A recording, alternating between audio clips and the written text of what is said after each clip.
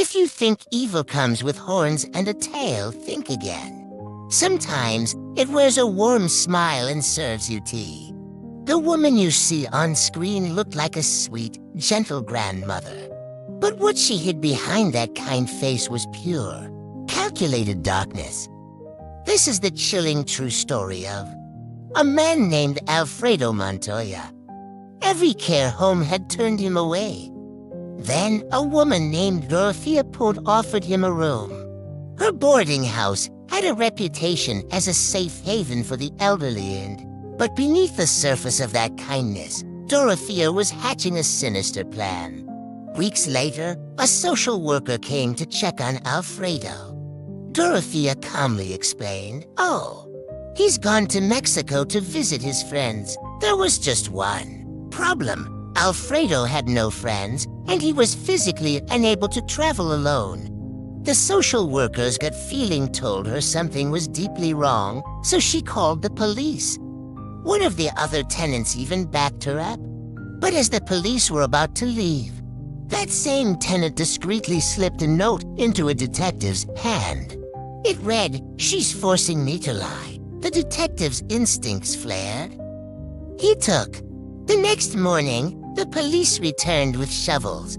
Dorothea welcomed them, even offering them tools from her shed. They had just unearthed a human leg, a partially decomposed body, buried right there in the garden. But when the officers looked back up at her, she was gone. She had simply walked out the front door. Among them was Alfredo. Dorothea Punt had been systematically murdering her tenants, cashing their benefit checks and burying them beneath her home. When police finally tracked her down in Los Angeles, she smiled softly during her arrest and said, "I didn't do anything wrong. They just died." But the truth was far more horrifying. She had been drugging her victims with powerful sleeping pills, then suffocating them before burying their bodies.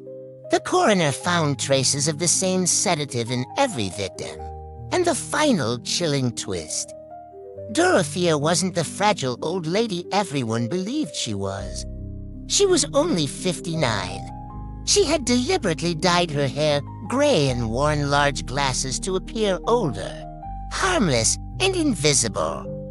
In total, 9 bodies were found, but she was suspected in more deaths. To this day, Dorothea Punt never confessed, and she took the full story of her crimes to the grave, maintaining her innocence by claiming,